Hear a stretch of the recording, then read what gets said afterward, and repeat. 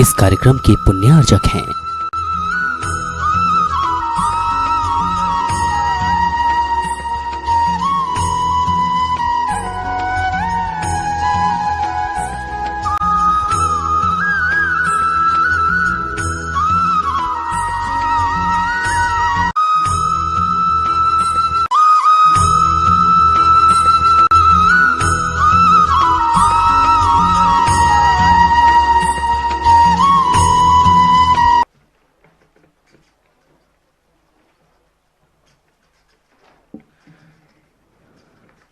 आइए चलते हैं गुरुदेव के चरणों में। नमोस्तु गुरुदेव। जय श्री ओम नमः सिद्धेभ्यः। जय श्री ओम नमः सिद्धेभ्यः। जय श्री ओम नमः सिद्धेभ्यः। सर्वमंगलमांगल्यं सर्वकल्याणकारकं प्रधानं सर्वधर्माणां जैनं जयतु शासनम्। जैनं जयतु शासनम्। पंच परमेष्ठी भगवान की, आचार्य श्री गुरुवर कुंद कुंद महाराज की, आचार्य श्री गुरुवर विद्यासागर महाराज की।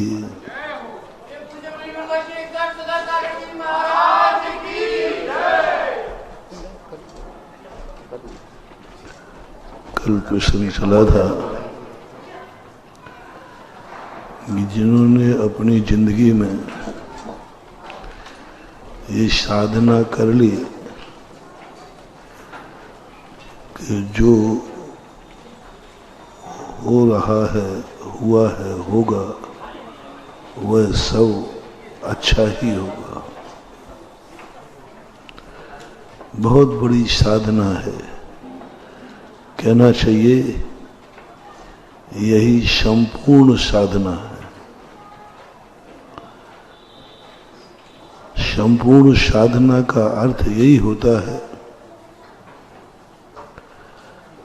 अभाव में सद्भाव की अनुभूति। संसार में व्यक्ति को भी पूर्ण नहीं हो सकता,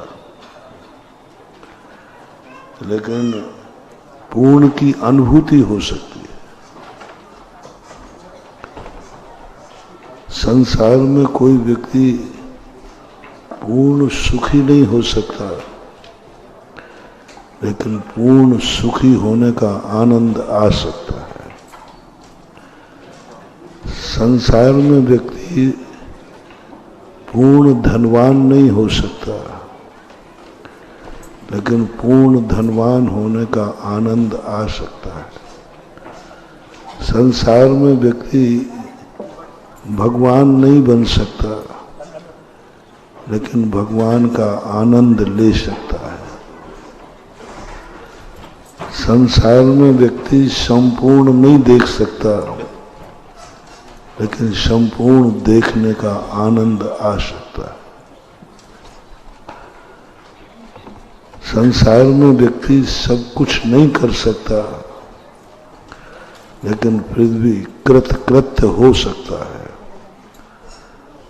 पूर्ण नहीं कर सकता, लेकिन कृतकृत्य की अनुभूति हो सकती है कि मैं कृतकृत्य हो गया, मुझे जो कुछ करना था वह सब कुछ कर चुका। और पूर्ण कर नहीं पाया, लेकिन अनुभूति कर सकता है। जितने नियम व्रत आदि हैं, ये सब उसी की परिमाण के लिए, उसी की सीमा बनाने के लिए है। परिमाण कर लिया कि हम इस दुनिया में आगरा से बाहर नहीं जाएंगे, लो अब कोई दुनिया रही ही नहीं, उसको पूर्णता की अनुभूति कर ले। एक बार मैंने कहा था ना, कलश छोटा है या बड़ा है इससे कोई फर्क नहीं पड़ता, कलश भरा हुआ रहना चाहिए। कलश छोटा है कि बड़ा है इससे कोई फर्क नहीं करता, कलश भरा हुआ होना चाहिए। वो है शगुन, मांगलिक। हम बड़ा कलश भरा नहीं कर सकते, हम बड़े कलश को नहीं भर सकते, लेकिन छोटे कलश को भर करके पूर्णता का आनंद ले सकते हैं। मेरे पास भी भरा कलश है। एक व्यक्ति को रास्ते में भरा हुआ पानी का टैंकर मिल गया, एक व्यक्ति को टंकी मिल गई, एक को भरा हुआ हंडा मिल गया पानी का, और एक को कलशिया मिल गई भरे हुए की। तीनों सभी सगुन एक समान है। सगुन ये नहीं देखता कि इसमें कितना पानी है, सगुन ये देखता है कि पूर्ण है कि नहीं, बस। सगुन ये नहीं देखता इसमें कितना पानी है, सगुन देखता कि पूरा भरा हुआ है कि नहीं।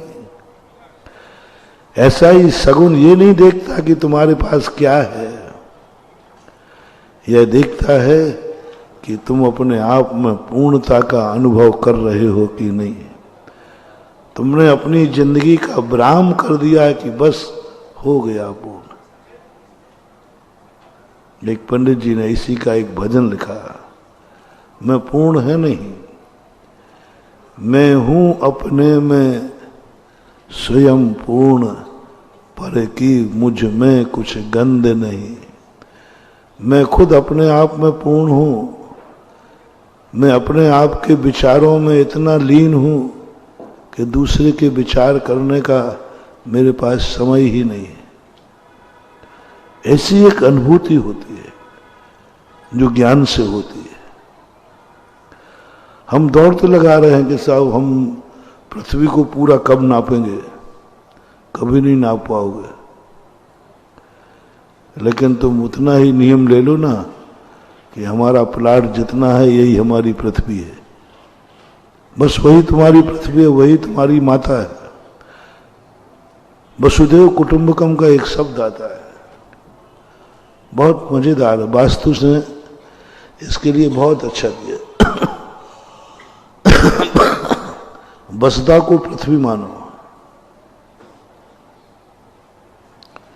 वंदे मातरम। अब पाकिस्तान की भूमि को कल हमने 1947 के पहले वंदे मातरम कहा है।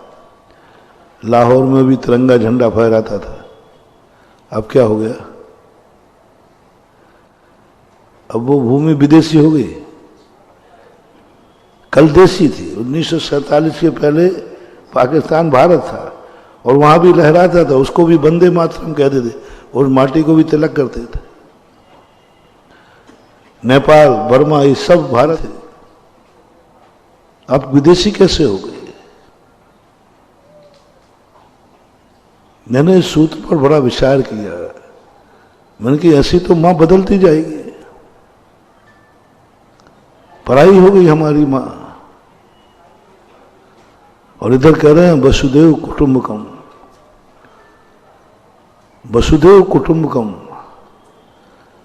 पूरी पृथ्वी हमारा कुटुंब है। बहुत कठिन है मानना,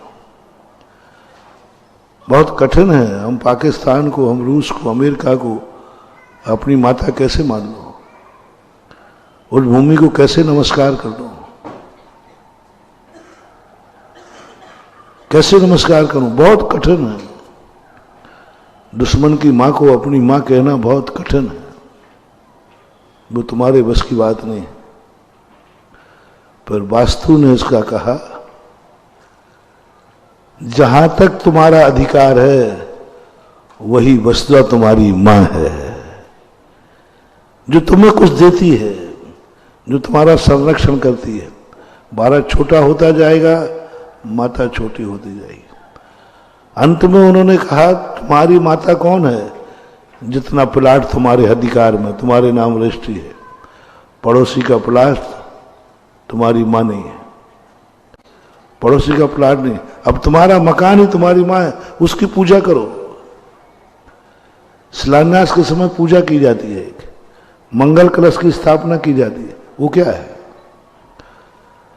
यही है हमारी माता, यही हमारा, यही हमें आवास देगा, यही सुरक्षा देगी, यही संरक्षण देगा। अब उसी को अपनी पूर्ण माता मान करके तृप्ति का अनुभव करो। वसुदेव कुटुंबकम, वसुधा जहां तक है वहां तक कुटुंब है। दूसरा, जहां कुटुंब है, जहां तक कुटुंब है, वही हमारी वसुधा है। ये वास्तु शास्त्र ने कह करके और पूजा करा दी, शिलान्यास करा के। ये पूजा किसी की नहीं मान लो, माँ की पूजा है। तुम्हारे लिए प्लाट ही माँ है। वो तुम्हें संरक्षण देगा, वो तुम्हें आवास देगा, वो पृथ्वी तुम्हें गोदी दे रही है, आओ तुम मेरी गोदी में मकान बनाओ। माँ कौन होती है? माँ कौन होती है? जो गोदी देती है। आ बेटा जन्म के मेरी गोदी में खेल। इसी प्रकार पृथ्वी ने कहा कि ये जो पृथ्वी तुम्हारा प्लाट है, ये तुम्हें गोदी दे रहा है, तुम्हें आवास दे रहा है, तुम्हें मकान दे रहा है। बेटा यहाँ तुझे सोना है, रहना है, आओ इसकी पूजा करो, यही तुम्हारी माँ है। पूज्य बने बिना पूजा नहीं हो सकती, पूज्य बने बिना पूजा नहीं हो सकती। धरती की पूजा करा दी पद दलित होकर के, नहीं, धरती की पूजा नहीं बनाई कराई, मां की पूजा कराई। अब पड़ोसी के प्लाट को तुम मां नहीं कह सकते, कितने प्रयास करो, मैं कितने तुम्हें उपदेश दूं। उनका नहीं महाराज, ये प्लाट तो ठीक है, पड़ोसी का नहीं। तो जब जिंदगी में ऐसी स्थिति आ जाती है कि हम पूर्ण को प्राप्त कर नहीं सकते, लेकिन हमें पूर्णता की अनुभूति करना है, यही मेरा संपूर्ण पृथ्वी, यही मेरी वसुधा है। बाउंड्री बना लो चारों तरफ, क्योंकि इससे आगे तुम्हारा सोच नहीं है। और आनंद पूर्णता में आएगा, अधूरे में नहीं। यदि तुमने ये सोच लिया कि ये पृथ्वी का एक टुकड़ा है, तो तुम्हें भिखारी पने का आनंद आएगा। भिखारी पने का एक टुकड़ा मिला है मुझे, एक टुकड़े में मेरा मकान है, आनंद नहीं आएगा। कहा एक टुकड़े में भी तुम संपूर्ण वसुधा को अपना आश्रयदाता मान करके करोगे, तो वही मकान तुम्हें सगुन देगा और वह पृथ्वी तुम्हें एनर्जी देगी, मां के समान दूध पिलाएगी। ये पूजा कोई साधारण नहीं होती है, एक शिला की स्थापना होती है। मां को संकेत दिया जा रहा है कि आपका बेटा, आपकी मेरी पूजा बता रही है कि आप पूजनीय हैं, मैं तुम्हारी पूजा कर रहा हूं। बस उसी समय से वह प्लाट आपको एनर्जी देना शुरू करता है। वास्तु बड़ा विचित्र है। प्लाट टेढ़ा टापता है, अब कैसे शुद्ध करे? बोले कुछ नहीं, एक बाउंड्री बना दो, जो वेस्टेज प्लाट है उसको अलग कर दो।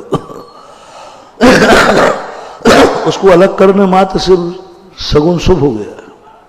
वही प्लाट अशुभ था, एक कोना बड़ा हुआ था, अशुभ था। जिस कार्य में कहो तो सफल विफल हो जाए। और जैसे उसको काट को और कुछ नहीं हटाया, कोई हटा करके फेंक नहीं दिया, 1-2 फुट की नींव खोद करके उसको अलग कर दिया। उसने अपना प्रभाव, क्योंकि उसने जो दुष्प्रभाव दे रहा था वो पराया हो गया। अब उसकी एनर्जी हमारी सीमा में प्रवेश नहीं करेगी। कितनी भी वो ताकत लगा ले, हमने उसको कट कर दिया। न्यार और पूत पड़ोसी दाखिल। अपना बेटा भी अलग होने के बाद पड़ोसी में गिना जाता है। समाज उसको पृथक घर मानती है, तुम्हारा घर नहीं। पड़ोसी अलग होने से कहते भैया वो घर गिनती में आ जाता है, भाई एक घर बढ़ गया, अलग हो गया। ऐसे वो टुकड़ा करते ही पड़ोसी में चला गया। बहुत बड़ा साइंस है वास्तु, बहुत बड़ा शहर, कुछ नहीं कराता, मां थोड़ी सी एक रेखा, एक तार डाल दो, इससे अपना अलगाव कर दो, ये मेरे प्लाट के अंतर्गत नहीं है, आपको पॉजिटिव रिजल्ट मिलना शुरू हो जाते हैं, बहुत पॉजिटिव मिलना शुरू हो जाते हैं। छोटी छोटी सी चीजें हैं। अब जैसे एक व्यक्ति का रसोई घर है, उसी के ऊपर उसका बेडरूम है, अब ये दोनों मियाँ बीवी लड़ेंगे दिन रात भर, लड़ेंगे दिन भर। जब उस कमरे में जाएंगे, नीचे आग जल रही है, अग्नि के स्थान पर तुमने पानी रख दिया है, कुछ नहीं करना, प्रतिदिन झगड़ा होता था। जब भी रसोई में जाए, महिला चिड़चिड़ी हो जाए, रसोई के बाहर ठीक आ जाए, वास्तु सार वाले ने कुछ नहीं किया, बोले जो पानी का हंडा रखा है ना, ये उठाकर इधर खिसका। कितना खिसकाया? 2 फुट। इस कोने में रखा था, उस अंडे को यहां रखना शुरू कर दो, लो साहब शांति शांति हो गई। तुमने सोचा वास्तु में कोई जादू कर दिया, कुछ नहीं किया, कुछ नहीं किया।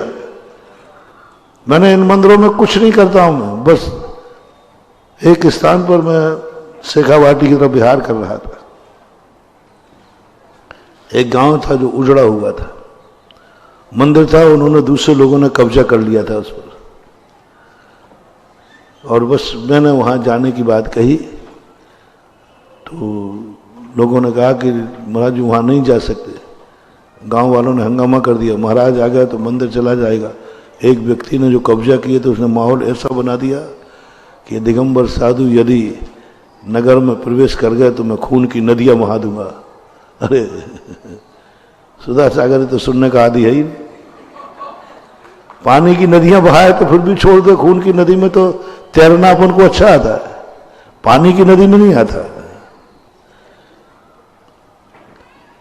अब वो कलेक्टर साहब थे सीकर के, और वहां पर जो एसडीएम थे, जो सेकंड होते उप कलेक्टर, उन्होंने कहा साहब महाराज जी को रोको, वहाँ ऐसा ऐसा माहौल बन गया है और गांव में मीटिंगें हो रही हैं। तो कलेक्टर साहब थे उस समय, तो वो अपने अपर कलेक्टर से कहते हैं ये समाचार तुमने महाराज के पास तो नहीं भिजवाया? ये महाराज समाचार महाराज के पास तो नहीं भिजवाया? बोले साहब अभी तो नहीं भिजवाया, भिजवाना चाहते। बोले भिजवा मत देना, नहीं तो वो नहीं जाते होंगे तो जाएंगे। उनका नाम सुधा सागर है। वो कलेक्टर मुझे जानता था बहुत अच्छी तरह, बहुत अच्छी तरह जानता था। उसने कहा बोल मत देना, नहीं तो अभी तो फिलहाल उनका प्लानिंग कोई भरोसा नहीं, वो जाए या नहीं जाए 2 मिनट में पलट देंगे, लेकिन यदि ये कह दिया तो फिर तो पक्का है वो जाएंगे ही जाएंगे। हमारे लिए कुछ ज्यादा मालूम नहीं था, चल रहे थे। फिर किसी ने कह दिया बात ऐसे, मैंने कि अब तो पक्का है। कलेक्टर साहब ने भी कहा महाराज को तो कोई रोक नहीं सकता, बोले उस गांव को छावनी बना दो।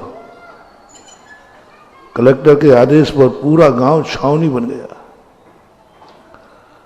मैं पहुंचा, मैंने कि भैया मैं तो साधु में इतनी पुलिस ने चारों तरफ से घेर लिया मुझे, करीबन 30-40 पुलिस वाले। अरे मैंने कि भैया मुझे इतनी कस्टडी में चलने की आदत नहीं है, मैं तो खुला शेर हूं, मुझे क्या कस्टडी चाहिए? बोले नहीं नहीं आप तो चलिए, आप तो जहां चल रहे हैं चलिए, हमारे लिए व्यवस्थाओं का। सीधे गए हम, सीधे मंदिर का ताला लगा था, चाबी उसने दी नहीं, खोला नहीं, तोड़ दिया। दिगंबर जैन मंदिर लिखा था, जो कब्जा किया तोड़ दिया। अंदर समोषण था, चतुर्मुख भगवान, सब भगवान बैठे हुए थे, और पूरे मंदिर पर उसने कुछ कुछ और लिख रखा था। हमने कहा आज रात्रि विश्राम यहीं होगा। पूरे मंदिर की हम बैठे रहे, मंदिर में गर्भालय में, और वो सफाई करते रहे जो बिहार में थे। शाम को मुझसे कहा कि ये पता करो यहाँ के लोग कहाँ हैं। तो वहाँ के लोग वहाँ थे ही नहीं, सब बहुत दूर बंगाल चले गए। मैंने कहा नंबर पता करो। नंबर पता किया तो वो चिड़चिड़ा गया, साहब आपके यहाँ महाराज पधारे, आप इस गांव के हैं, आप थोड़ा कुछ बोलिए, कुछ कहिए, कुछ सहयोग करिए, आप तो बहुत बड़े आदमी हैं। उन्होंने कहा मुझे कोई लेना देना नहीं है, मतलब नहीं है मेरा, मैं 40 साल पहले वो छोड़ चुका हूँ, मेरे पिताजी वगैरह, मुझे कोई महाराज को जो दिखाए सो करे, मुझे कोई मतलब नहीं है, मुझे ना गांव से मतलब है ना मंदिर से। इतना बुरा जवाब दिया कि जैसे अजैन देता है। अब मैंने कहा क्या करूं? मैं रात भर उस मूर्ति के सामने ध्यान में बैठा रहा और सोचता रहा क्या करूं। और अब मैं आ गया हूं तो ऐसा तो छोड़ के जाऊंगा नहीं, या तो भगवान आपको लेके जाऊंगा और या फिर यहां आपकी पूजा करा के जाऊंगा।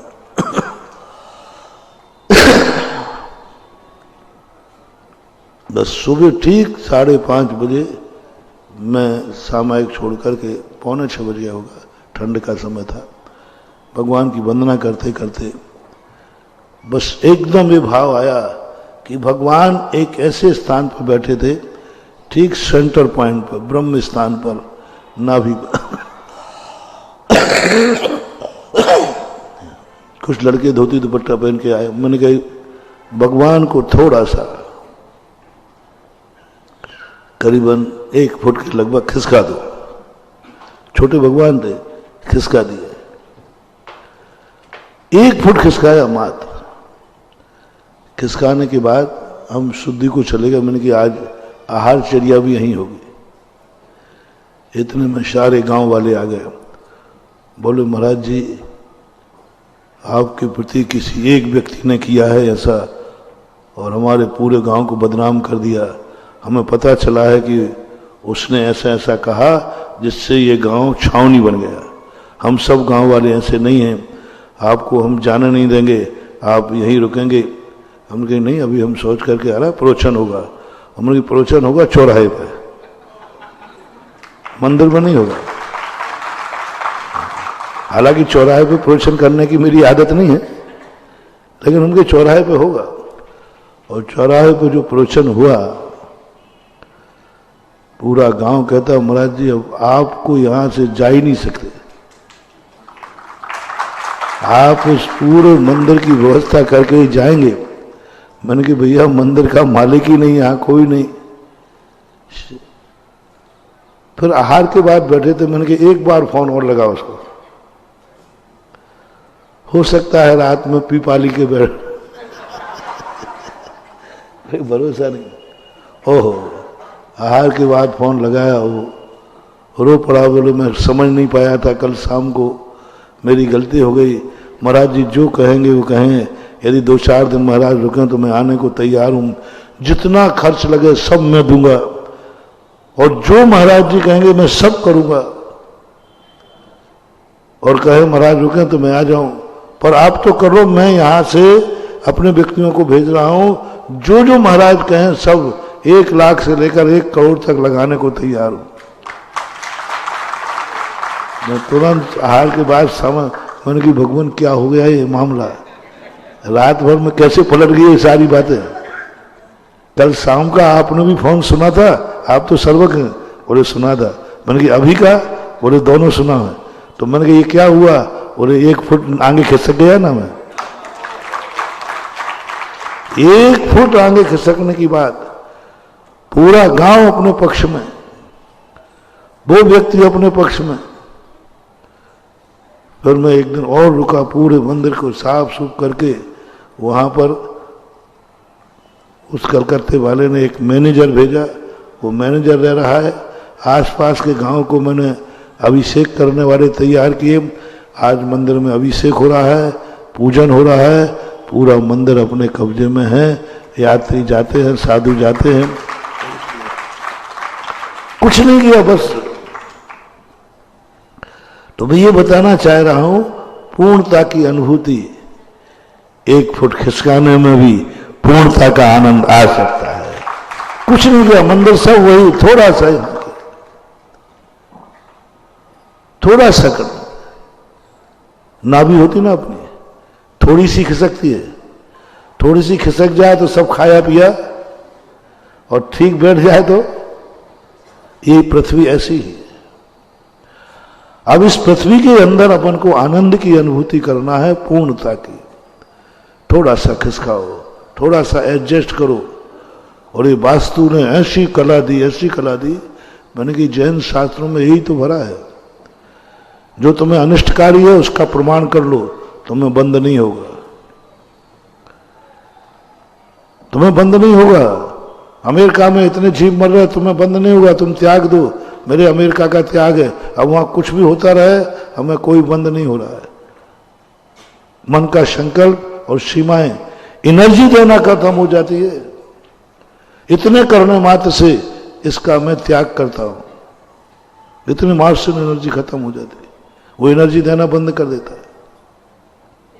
अभी हटाया नहीं है, मात्र आपने संकल्प किया इस स्थान को पेंसिल से कागज के नक्शे पर, कागज के नक्शे पर भी यदि तुमने संकल्प कर लिया कि ये प्लाट ऐसा टेढ़ा है, इसको मैं पेंसिल से सीधा करता हूं और अब मैं सीधा करूंगा, ये संकल्प करते ही वह प्लाट अपनी एनर्जी तुम्हारी तरफ देना बंद कर देगा। वो पड़ोसी में चला गया, इन्होंने मुझे त्याग दिया। संकल्प का ही तो सारा है। दीक्षा क्या है? संकल्प ही तो है। क्या किया दीक्षा? संकल्प ही जो हमारे लिए नकारात्मक है। हमने किसी को मारा नहीं है, किसी को हटाया नहीं है, किसी परिवार का विनाश नहीं किया, न जायदाद का विनाश किया, बस इतना किया, मैं आज से इस सब का मैं त्याग करता हूं। लो साहब, मुनि बन गए, वो नकारात्मक एनर्जी खत्म हो गई, जो अपूज्यता थी वो पूज्यता में बदल गई।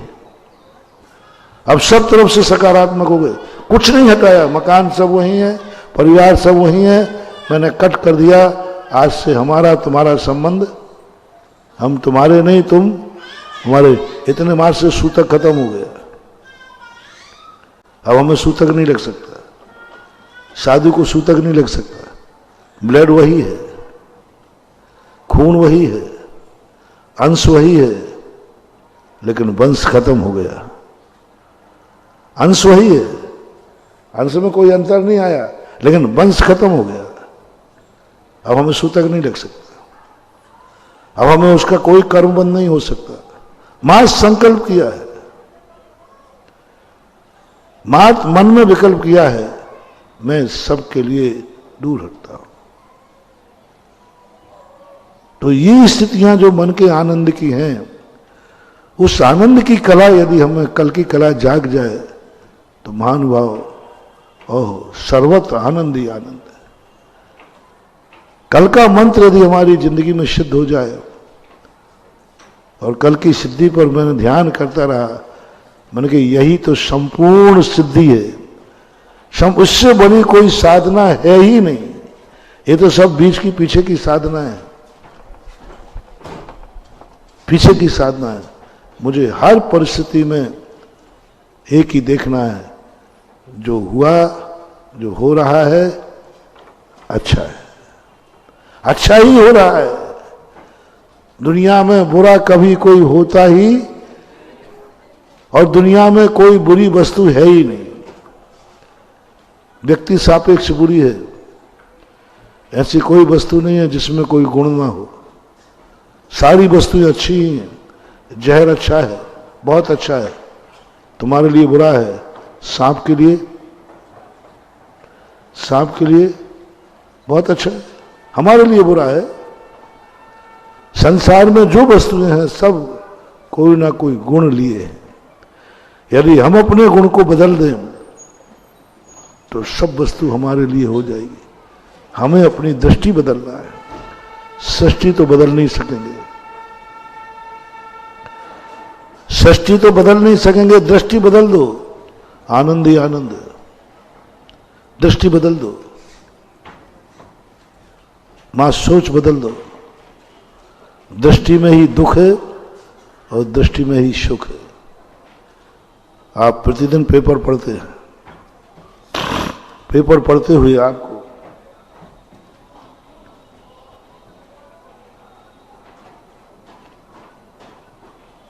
डेंजर से डेंजर केस आते हैं, पूरा परिवार मर गया, कोई नहीं बचा। आपके चाय के आनंद में चाय पी रहे हैं, चुस्की लेते हुए भी आप उसी आनंद के साथ इतनी बड़ी दुर्घटना पढ़ लेंगे। आपकी चाय की चुस्की में किंचित मात्र भी अंतर, दुर्घटना कितनी भयानक है, कोई नहीं बचा, सब मर गए, पिछल गए, सब पिछली हुई गाड़ी का है। ये दृश्य आप लोग पेपरों में पढ़ते हैं कि नहीं? चाय पीते हुए, चाय के आनंद में कोई कमी कोई कमी नहीं। क्या कह रहा है मन? होता रहता है, ऐसा तो होता ही रहता है, प्रतिदिन होता है। उसी समय थोड़ा नीचे पड़ा, ये तो दिल्ली रोड पे हुआ है और ये तो सुबह 5 बजे हुआ है और गाड़ी वही कंपनी है जो मेरे बेटे की थी। अब वो रोड दिल्ली है, समय वही है, मथुरा से आगे। ठीक इतने बजे गाड़ी यहां से निकली तो ठीक मथुरा से आगे पहुंची होगी। ओह वही है, और गाड़ी का शेप भी, कंपनी भी वही, कलर भी वही, सब। अब आपकी चाय की चुस्की का मजा खत्म, अब नहीं निकल रहे। अब तो आंसू टप टप गिरने लगे। परिवार को रहा, देखो ये क्या हुआ, तुम लोग देखो। तो सबने, गाड़ी तो वही है, समय भी वही है और रूट भी वही है, तीनों पैचिंग हो गई। रूट भी पक्का, समय की जो दूरी थी वो भी ठीक, यहां चला था वहां इतने बजे पहुंचाओ, एक्सीडेंट भी इतने बजे हुआ और गाड़ी भी वही की वही है। सब दौड़े, नाश्ता रखा है, चाय पानी रखी है, कुछ नहीं, सब दौड़े गाड़ी खाई में पड़ी हुई है, सब मर गए। नीचे से थोड़ी थोड़ी आवाजें आ रही हैं, उतनी गहरी गाई में उतरने गिर जाओ तो तुम मर जाओ, लेकिन नहीं, नीचे से आवाज आई, चलो बचाए। और बीच रास्ते में पहुंचे और गाड़ी की एक नेम प्लेट टूट करके साइड में गिरी थी और गाड़ी का नंबर था, तुम्हारी गाड़ी बताया देते पहले, तुम्हारी गाड़ी का नंबर बताया था, तुम्हारी गाड़ी का नंबर था, अच्छा नंबर दे रहा हूं, 420। तुम्हारी गाड़ी का नंबर क्या था? और उस प्लेट पर लिखा था 421। 21 कहते ही, अरे अरे रुको रुको रुको, अरे गिर जाओगे तुम लोग, कहाँ आ रहे हो यहाँ पर, ये अपनी गाड़ी नहीं, ये तो 421 गाड़ी है। अब वो अभी नीचे दबे हुए ज्यों के तुम चिल्ला रहे हैं, बचाओ बचाओ। अरे नहीं नहीं, झगड़े में मत करो, अभी पुलिस अपन को करेगी, चलो चलो। वो नाश्ता रखा होगा, ठंडा हो रहा होगा, सब कुछ वही है। माँ 420, 421, एक नंबर ने कितना दुखी कर दिया और एक नंबर ने सब दुख भुला दिया। कैसी है दुनिया, कैसी है दुनिया, क्या है दुनिया में, दुख किसमें है, सुख किसमें है? दुख 420 में दुख है और 421 में सुख है, बस यही सुख है और दुख है। कौन मरा कौन जिया इससे कोई लेना देना नहीं है, कोई लेना देना नहीं। मैंने तो आप लोग खुद अनुभव कर रहे होंगे जो मैं बोल रहा हूं। खुशी में कहीं भी दुख नहीं, दुनिया मरे चाहे जिए, कोई दुख सुख नहीं है। मात मेरा नंबर 420 है, बस वो दुख दे रहा है। और 420 होते तो तुम शायद नीचे पहुंच पाते कि चक्कर आ जाता। अब ये भी नहीं सोच रहे हो, जब यहां तक आ ही गए हैं तो चलो शायद एक आध कोई। अब क्या भाव आ गया, अरे झगड़े टंटे मत पड़ो, पुलिस अभी जवाब सवाल करेगी, अपना सारा मामला, ये आ जाता है। आजकल पुलिस ने कानून उठा दिया, बहुत सारे लोग एक्सीडेंटल केसों पर इसलिए सहायता नहीं करते थे। अभी पुलिस पूछताछ करेगी, तुम्ही ने किया होगा, कौन था, कैसे था, तो लोगों ने मरे तो मरे। आजकल एक कानून उठा दिया गया, जो किसी भी असमर्थ व्यक्ति को एक्सीडेंटल केस को उठा के लाएगा उससे कोई भी कुछ नहीं पूछेगा, मात वो रह करके जाए, बाद में बड़ी फंसे तो फंसे, लेकिन उस समय नहीं पूछेगा। बहुत केस बचने लगे आजकल। बहुत कुछ आजकल लोग उठा के ले जाने लगे, क्योंकि उससे कोई पूछताछ नहीं होगी। लेकिन वहां तो गड़बड़ी हो गया, साहब उठा लो, अभी बच सकता है। नहीं नहीं, रास्ते में एक्सीडेंट की गाड़ी मिलते हैं तो तुमने कहा ये एक्सीडेंट हो, चलो देखें। तो तुरंत मन के आगे ड्राइवर ने कहा चल आगे चल, ऐसे तो गिरते रहते हैं। और थोड़ा तुम्हारा मन भी होगा तो पीछे बैठी महिलाएं और ज्यादा क्या कर रहे हो, अरे देखो वो तड़प रहा है, अरे तुम्हें ये दिखा रहा है, वहां मालूम बारात को देरी हो रही है, अपन को इतने बजे दिल्ली पहुंचना है। ओहो, कैसी दुनिया है। ये मैं अंदाज से बोल रहा हूं कि प्रैक्टिकल बोल रहा हूं? एक्सीडेंटल केस है, बहुत जबरदस्त केस हुआ है। आप उतरने को तैयार हो रहा, मन भी आपका, कोई ना कोई कहां झगड़े में पड़ रहा, मरते रह रहे, मर जाए, अरे मर जाएगा चलो अस्पताल भेजते हैं हम। गाड़ी के लोग आपका हाथ पकड़ लेंगे, नहीं जाना, कुछ नहीं जाना। आपको मालूम अपन को दिल्ली में टाइम से पहुंचना है। काय के टाइम पे पहुंचना है? बारात के टाइम पे।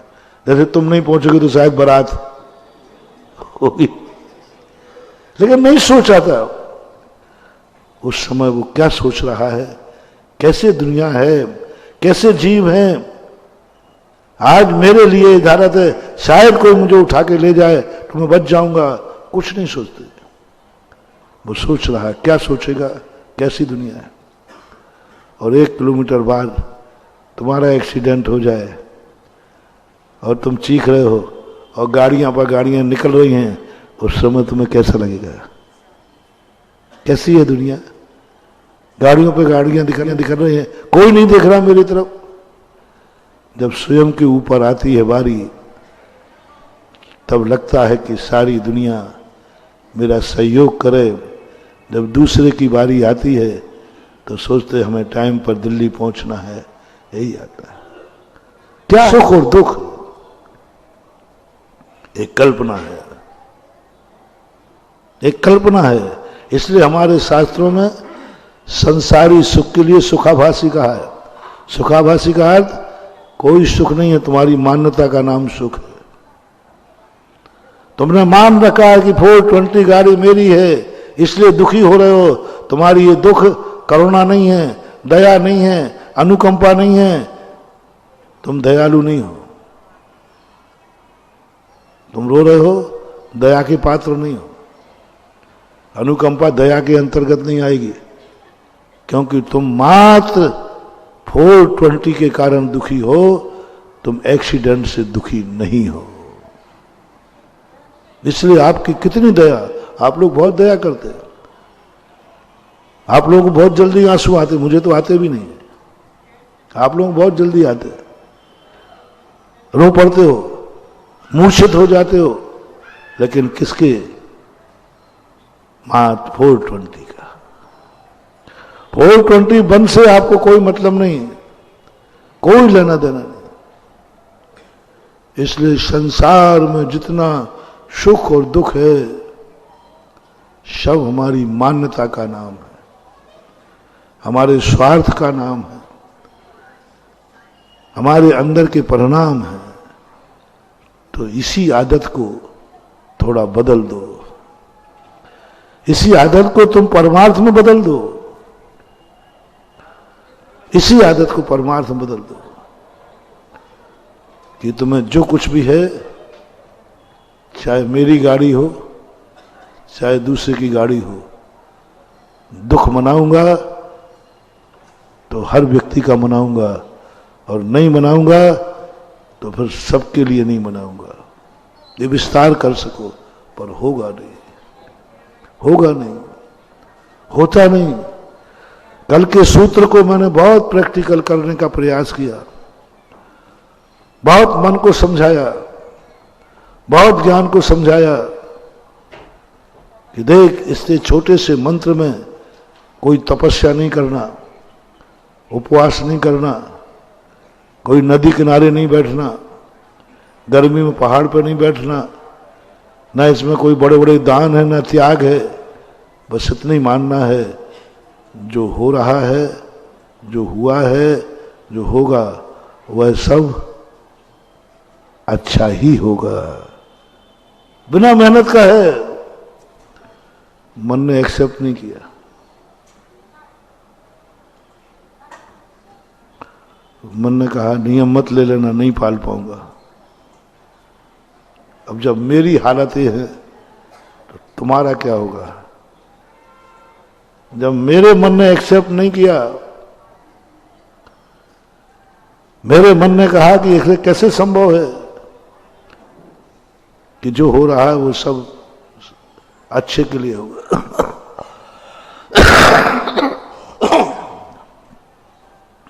थोड़ी सी कल्पना करो, बच्चा सामने मर गया, हिम्मत हो को क्या क्या दिखाओ, जो हुआ अच्छा हुआ। मैंने सब द्वंद को मन से जम के बहस हुई है। हम लोग तो बहस ही अपने आप से करते, तुम लोगों से बहस करने में तो कोई फायदा है नहीं, व्यर्थ में मुंह लगना है।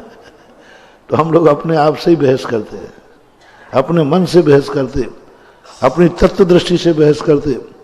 क्या फर्क पड़ रहा है इसमें लेने में? देख लो, अभी हाल तुम्हारे लिए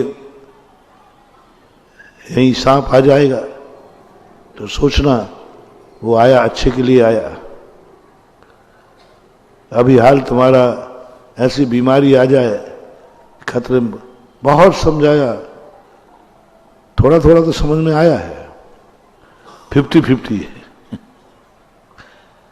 लेकिन 50% में ही पहुंचा हूं। 50 तक तो मन ने एग्री कर लिया, कह दूंगा, लेकिन 50% पे विकल्प आ जाएगा।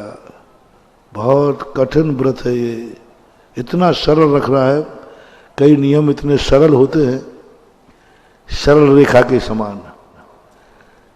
सरल रेखा का नाम सरल रेखा है, और वक्र रेखा का नाम, दोनों रेखाएं यदि कागज पे खींचना पड़े तो कौन सी कठिन है? वक्र रेखा की सरल रेखा? वक्र रेखा तो क्या, यूं उठाओ यूं वक्र रेखा हो गई। अब सरल रेखा, अब सरल रेखा खींचो, नाम है रेखा। ये धर्म जो ये सूत्र मैंने कल दिया, ये सरल रेखा के समान बिल्कुल सरल है, लेकिन जब खींचने बैठा तो अब सरल रेखा के लिए देखो, टेबल पहले देखो, टेबल हिल तो नहीं रही, हिलेगी तो फिर सरल रेखा। तो पहले टेबल ठीक करो, टेबल ठीक करने के बाद फिर उसके ऊपर कागज रखो, और कागज को भी हिलना नहीं चाहिए, नहीं तो तुमने कैंसिल किया वो, तो 4 पिन लगाओ, उस कागज को स्थिर करो, कंसंट्रेशन। पहले चारों तरफ का वातावरण, कोई हिलना नहीं चाहिए, कोई डिस्टर्ब नहीं होना चाहिए, चारों तरफ टेबल को सुधारना है। फिर कागज को ठीक करो, इतने से नहीं, अभी सरल रेखा नहीं खींचेगी, स्केल पट्टी चाहिए, स्केल पट्टी से काम नहीं चलेगा, पेंसिल नुकीली चाहिए। अब देखना सरल रेखा में आडंबर देखना। अब ये सब कर लिया, स्केल पट्टी लगा दी, वो कर लिया, अब हाथ कपना नहीं चाहिए। सब मिलकर के यदि हाथ कांप गया तो वक्र रेखा हो जाएगी। कंसंट्रेट, श्वास को भी रोकना है, तब सरल रेखा। मर गए, नाम सरल रेखा है, वक्र रेखा अच्छी है, यूं करो कैसे भी टेढ़ी टापटी खींच दो। अधर्म वक्र रेखा के समान है, धर्म सरल रेखा के समान है, इस पे पग पग पर सावधानी। श्रुत बहुत सरल था, लेकिन प्रैक्टिकल बहुत कठिन था। तो जब मैंने ये चिंतन किया, मैं कोई भी मजबूरी तुम पर थोपता हूं ना, तो पहले मैं प्रैक्टिकल करता हूं। ये मेरे गुरु का संस्कार है। मेरे गुरु महाराज कोई भी साधना हम लोगों को बताएंगे, पहले वो स्वयं करते हैं, बाद में करते हैं। वो स्वयं पहले किए बिना करते नहीं। हम एक महाराज थे, हमारे महाराज समय सागर जी, हम लोग तो एक दिन ऐसे ही ठंड में, इनको छुल्लक जी को मालूम है गंभीर सागर, क्योंकि इनकी जबलपुर की घटना थी। ये उस समय ब्रह्मचारी थे, घर में थे। ये रात में सेवा भैया वृत्ति करने वगैरह आते थे। तो हम लोग एक साधना कर रहे थे बिना चटाई के रहने का, चटाई नहीं लेना। त्यागी नहीं है, बाजू में रखते थे, ओढ़ना नहीं। अब नया मुल्ला थोड़ा ज्यादा नमाज पढ़ते हैं ना, तो अपन ने थोड़ा ज्यादा ही करने की सोची, जितनी शक्ति नहीं है उससे ज्यादा करने की सोची, कान में दर्द हो गया। आचार्य महाराज पाल किसी ने शिकायत कर दी, महाराज के कान में दर्द है, बहुत तेजी से दर्द हो रहा है। दूसरा और वकील था, उसने FIR लिखा दी। उन्होंने कहा महाराज जी वो चटाई नहीं लेते हैं रात में ठंड में। अब आचार्य, अच्छा ये बात है, बुलाओ। पेशी हो गई। पेशी होने के बाद, क्यों चटाई कहाँ है?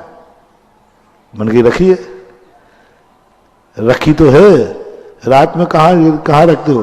मन की रखी रहती है, पर ओढ़ते क्यों नहीं हो? रखने के लिए दिए कि ओढ़ने के लिए दिए? अब क्या जवाब दे? उनसे पहले पूछा होता तो कहते आपसे पूछ तो लिया था, वो तो 2 नंबर में था। अब 2 नंबर का मामला ऐसा होता है ना, तो कह सको। यदि तुम्हारी पैसा किसी के 2 नंबर में पहुंच जाए ना, तो अब तुम कुछ नहीं कर सकते। वो दे दे तो ठीक। ऐसी यही तो गड़बड़ है। मैं काहे के लिए, वो पूछ नहीं सकते थे क्या? बिना पूछे क्यों किया? और कौन कौन है? अब मेरी एक आदत है कि मैं फंसूं तो फंसूं, दूसरे को कभी नहीं फंसने देता। और कौन कौन है? मैंने कहा मैं तो नाम नहीं लूंगा। मैंने कहा मेरी पेशी हो रही, उसकी और कराऊं बेचारे की, कोई और तो होगा। मैंने कुछ नहीं बोला, मैंने बताना ही नहीं, बोलना ही नहीं। ये गुण तुम भी सीख लो। कभी कहीं फंस जाओ किसी में, तो सारा अपने सिर पर ले लेना, किसी दूसरे का नाम भी मत लेना। ये सबसे बड़ा गुण कहलाता महानुभाव। तुम फंसो तो फंसो, नहीं नहीं वो और था, वो और था, वो और था।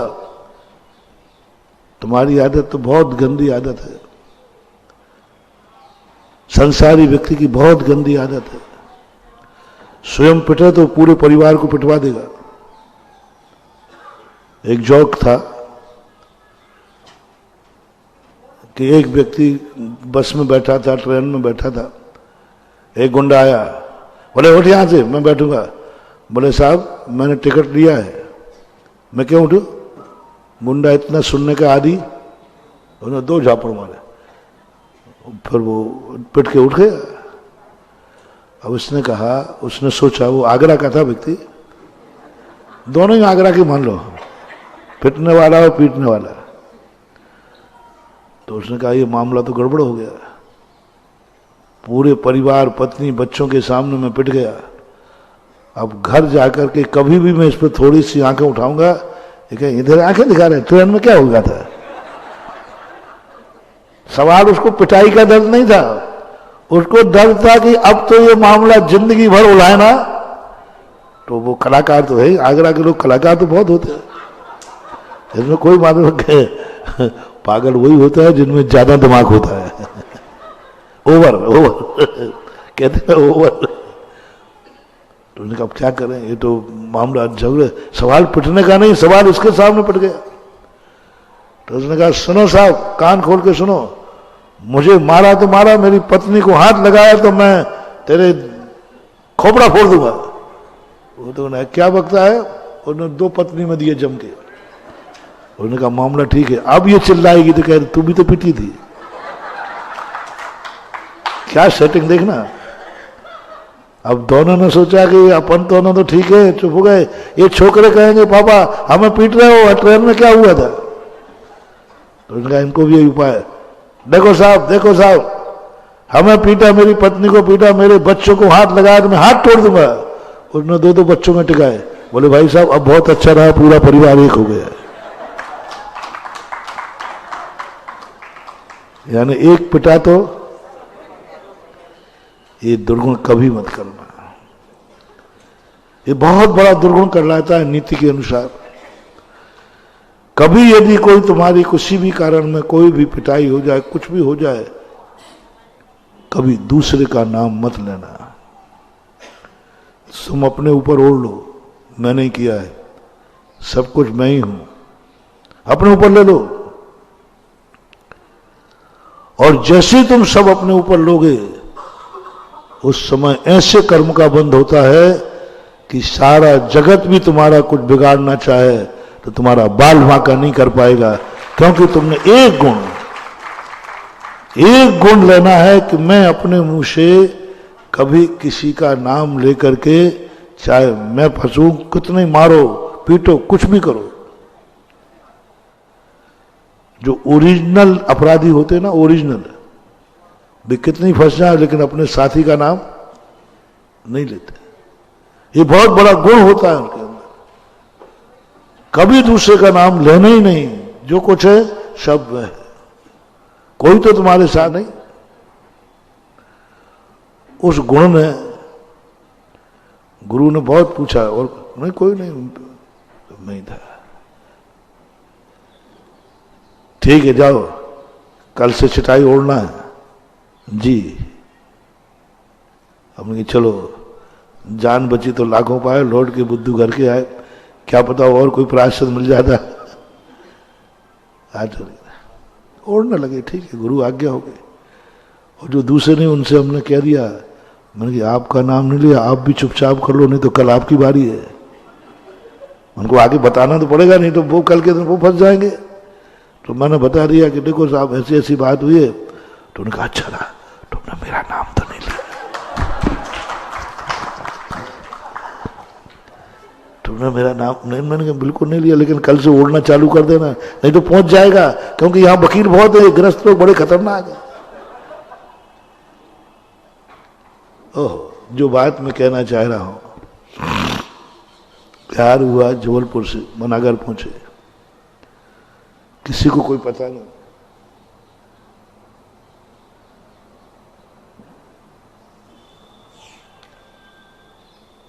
जो हम लोगों ने किया वो आचार्य ने शुरू कर दिया, किसी को पता नहीं। रात में वो चटाई को ओढ़ना बंद कर दिया, बस सीधे रख लेते थे। हम लोगों को पता चला तो हमने कही, हम लोगों ने किया तो डांट, अब इनको कौन डांटे? अब शुक्र पुकार चालू हो ही जाएगी। वो तो देखो, छोटे को डांट पड़े, बड़ा भी वही करे तो फिर तो छोटा है।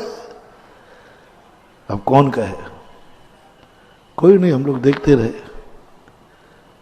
2 महीने बाद आचार्य जी बोले ठीक है, अब जिनको चटाई छोड़ना हो, नहीं ओढ़ना हो, वो साधना चालू कर सकता है।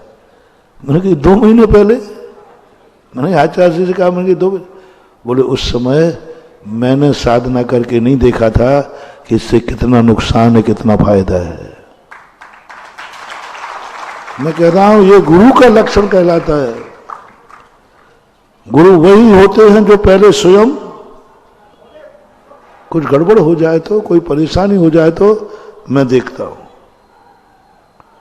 उन्होंने प्रैक्टिकल किया पहले, कितनी निद्रा आती है, कितनी निद्रा नहीं आती है, इससे क्या साइड इफेक्ट है, क्या सब 2 महीने साधना की। उसके बाद फिर कहा कि ठीक है चल सकता है। हमारे शास्त्रों में आता है कि एक माँ जी ने कहा, माँ जी ये छोकरा बच्चा है महाराज जी, ये बहुत गुड़ खाता है, गुड़ इसको नुकसान करता है, दांतों को नुकसान, पेट में कीड़े पड़ते हैं, महाराज जी आप छुड़वाओ ना। महाराज जी मौन हो, कुछ नहीं छुड़वाया। बोले इसको 8 दिन बाद लाना। इतने से नियम के लिए 8 दिन बाद लाना। वो मां 8 दिन बाद ले गई। बोले बेटा अब तुम गुड़ छोड़ दे, गुड़ छोड़ने से कुछ नुकसान नहीं है, सब कुछ ठीक है। तो बच्चे पूछता महाराज जी उस दिन क्यों नहीं छुड़वाया? बोले बेटा पहले मैं खुद खाता था, मैं खुद लेता था, जब तक मैं नहीं छोड़ू दूसरे का कैसे छुड़ाऊं? ये महान व्यक्तियों का नियम होता है। इसलिए मेरे नेचर में भी वही है कि मैं किसी भी चीज को प्रैक्टिकल करता हूं। तुमसे कहने के पहले मैं खुद प्रैक्टिकल करता हूं। ये ऐसा करने से क्या होगा, ये नियम पल पाएगा या नहीं? मैं आज कह रहा हूं तुमसे नहीं पल पाएगा। तुम ग्रस्त हो, तुम खुद थोड़ा ध्यान सोच लो, कल्पना करो। क्या तुम आज एक नियम ले सकते हो कि मेरी जिंदगी में एक ही शब्द सोचूंगा मन में अंदर से, जो हुआ अच्छा हुआ, जो होगा अच्छा होगा, जो हो रहा है वो अच्छा है? क्या ये नियम ले सकते हो? 420 गाड़ी को ध्यान रखना। हाँ, वो मौका भी किसी दिन आ सकता है। उस समय तुम्हारे मुंह से निकलना चाहिए जो हुआ अच्छा हुआ। है कोई माई का लाल? तुम्हारी गाड़ी मथुरा रोड पर जाके एक्सीडेंट हुई, नीचे गिरी और 420 नंबर भी पाया गया। उस समय अंदर से आवाज निकले जो हुआ। कोई ग्रस्त हो तो बताए, हाथ उठाए। है कोई? मुझे नहीं दिखता। तो मेरा हाथ मत उठवाना, मैंने पहले ही सिलेंडर कर दिया है। मैं भी दहल जाऊंगा यदि किसी ने कह दिया महाराज जी आपका भगत था, वो शिवरार्थी था, वो संस्थान का था, वो आगरा में आपकी चतुर्मास कमेटी का था, वो 1 मिनट को बोलो मेरे से क्या उम्मीद करते हो? मेरे मुंह से निकल जाएगा? कोई बात नहीं, जो हुआ। नहीं, मेरी आदत मैं जानता हूं, नहीं निकलेगा। 1 मिनट को तो मैं आश्चर्यचकित रह जाऊंगा। ओहो उसका हो गया। अरे भाई थोड़ा देखो, ओहो जो हुआ बुरा हुआ। मेरे मुख से ये निकलेगा जो हुआ बुरा हुआ। आएगी, मुंह से नहीं कहूंगा तो मन में तो आ ही जाएगा, आएगा। ये संसार है, बहुत कठिन साधना है। मैं हर साधना में बहुत जोश के साथ करता हूं, और जिस साधना को ठान लेता हूं वो साधना करके दिखा देता हूं, कर लेता हूं। कल की साधना में मैं सफल नहीं हो पाया। कल के प्रवचन को जब साधना में उतारा, 1000 प्रश्न खड़े हो गए, 1000 प्रश्न खड़े हो गए। और जितनी अतीत की पूरी कहानियां थीं सब सामने आ गई। तुम कह सकते हो कि जो हुआ अच्छा हुआ? कुछ नहीं कर पाया, कुछ नहीं कर पाया। चक्रवर्ती भी नहीं कर पाया। मात्र एक है ऐसा करने वाला, जिसका नाम तीर्थंकर है, जो वर्धमान चारित्री होते हैं, पर वो भी कर नहीं पाएंगे। उन्होंने दूसरे नंबर का कार्य अपनाया, एक भाव पहले से, एक भाव पहले से अपनाया उन्होंने, कि उन्होंने इतना पुण्य किया, इतना पुण्य किया कि उनको कभी बुरी खबर मिलती नहीं है, इष्ट वियोग नहीं होता। क्या समझ? जिस दिन से तीर्थंकर घर में जन्म जाते हैं उस दिन से उस कुटुंब में यमराज का प्रवेश बंद हो जाता है।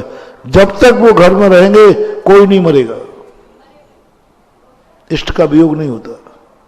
तीर्थंकर कोई नहीं मरेगा जब तक तीर्थंकर, जैसे गर्भावतरण हुआ बस 6 महीने पहले से सब इष्ट, कोई नहीं मरेगा इस घर के अंदर, पिता भी नहीं, दादा भी नहीं। 83 लाख पूर्व कितना कहलाता है? 84 लाख, 1 लाख में 1 लाख, 84 लाख में 84 लाख का गुणा करने पर 1 पूर्व होता है। ऐसे 83 लाख पूर्व, 1 पूर्व कितने का है? 84 लाख गुणित 1 पूर्व, ऐसे 84 पूर्व नहीं, 84 लाख पूर्व तक, मेरे 83 लाख पूर्व ऋषभदेव घर में रहे। 83 लाख पर कंप्यूटर से नहीं निकलेगा, 84 लाख गुणे 84 लाख, ये तो निकल आएगा। अब इसमें 84 लाख का और गुणा करना है, 84 लाख पूर्व। इतने बड़े वर्षों तक कोई नहीं मरा घर में, किसी की मौत नहीं होगी। जो उनका कुटुंब है उनके भी नहीं, पिताजी मरेंगे नहीं, मां मरेंगी नहीं, दादा दादी होंगे तो मरेंगे नहीं, कोई बहू बेटे आएंगे मरेंगे नहीं, बेटा आएगा मरेगा नहीं। जो बेटे घर में बहू के यहाँ पोता भी बनेगा तो मरेगा नहीं, उसके गर्भपात होगा नहीं, उसकी मौत होगी नहीं। क्या गजब का गजब, क्या किस्मत की, क्या किस्मत थी उनकी। 83 लाख पूर्व तक घर में कोई मौत नहीं, किसी की भी मौत नहीं जिसका इष्ट वियोग उनको सहन करना पड़े। इष्ट वियोग नाम की कोई चीज, अनिष्ट संयोग तो होता है, इष्ट वियोग नहीं होता। अब ये साधना तो उन्होंने कर ली थी, इसलिए वो तो कह सकते हैं जो होगा अच्छा ही होगा, क्योंकि बुरा कुछ होना ही नहीं है। लेकिन अपन जैसों का, अपन जैसे का तो कोई ठिकाना नहीं, दूसरे का तो सोचो, अपने ही कब बिल्ट जाए पता नहीं। अपन परिवार की तो क्या कहें कि परिवार कोई नहीं मरेगा, अपने ही भरोसा नहीं कि शाम को सोए हैं कि सुबह उठेंगे, या अपनी भरोसा नहीं। अभी रास्ते चलते चलते चले जाते हैं, कोई भरोसा नहीं। अब अपन को क्या तैयारी करें, अपन क्या आनंद लें, अपन कैसे करें कि जो होगा सब अच्छे के लिए होगा। तो दूसरे नंबर की बात जो हमने कल कही थी, पूर्व जन्म में अपन ने इतना पुण्य किया नहीं कि हमारे जीवन में कभी बुरा हो गई नहीं, और इस जन्म में इतनी हिम्मत नहीं है कि बुरा होने पर भी कह दें जो हुआ अच्छा हुआ, इतनी हिम्मत नहीं है। अब तरीका है अपने को सुरक्षित करने का। अब एक तरीका और, 2 तरीकों में तो अपन फेल हो गए। आज बस एक तरीका है जिसमें थोड़ी उम्मीद है, हम और आप कुछ कर सकते हैं, हम और अपने आप को सुरक्षित कर सकते हैं, हम अपने आप को निर्भय कर सकते हैं, हम अनुभूति कर सकते हैं कि कुछ भी हो सकता है, मैं निर्भय हूं, मेरा कुछ नहीं बिगड़ेगा, कुछ नहीं बिगड़ेगा। पहले ध्यान रखो, उसकी लिस्ट बनाओ, कहां कहां से तुम्हारा बिगाड़ हो सकता है, कहां कहां से तुम्हारा बिगाड़ हो सकता है, कौन कौन तुम्हारा बिगाड़ कर सकता है। तो समय सार के पहले अपना यही प्रसंग चल रहा है, सामान्य रूप से 6 तरफ से बिगाड़ हो सकता है जो तुम्हें रुला सकता है। नीचे से चले थे अपन, राजनीति से, शासन से आपका बिगाड़ हो सकता है, राजा आपका बिगाड़ कर सकता है, राजनीति आपका बिगाड़ कर सकती है, कानून आपका बिगाड़ कर सकता है, राजा छापा पड़वा सकता है, राजा हमारे लिए कुछ भी कर सकता है, उसको सुरक्षित करो। इस पे 3 दिन प्रवचन दे चुका हूं। या तो राजा को अपने अनुकूल बनाओ, राजा के विरुद्ध में मत चल और या खुद राजनीति में प्रवेश करो।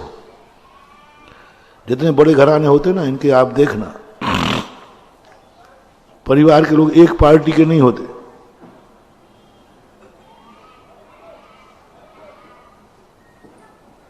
वो सभी पार्टियों में एक एक व्यक्ति रहता है उनका, चित्त भी मेरा, पट्ट भी मेरा। आप सिंधिया को देखना, पहले से एक बीजेपी का, एक कांग्रेस का। ये कोई ऐसी बात नहीं है, ये बहुत बड़ी पॉलिटिक्स है। कोई भी पार्टी आएगी, एक व्यक्ति अपना पार्टी में होना चाहिए जिससे छापा से बचे रहेंगे। वे भी जान रहे हैं कि पार्टी सही कौन बोल नहीं। तो ये दूसरा तरीका जो मैंने बताया था, या तो राजा के अनुकूल बनो, राजा के विरुद्ध में मत चलो। तत्वार सूत्रकार उमा स्वामी महाराज, विरुद्ध राज्यातिक्रम। लेकिन राजा का कोई भरोसा नहीं महानुभाव। कितने हम राजा के अनुकूल चलें, राजा प्रतिकूल हो सकता है। साहब की अंगाड़ी और घोड़े की पछाड़ी गड़बड़ कर सकती है।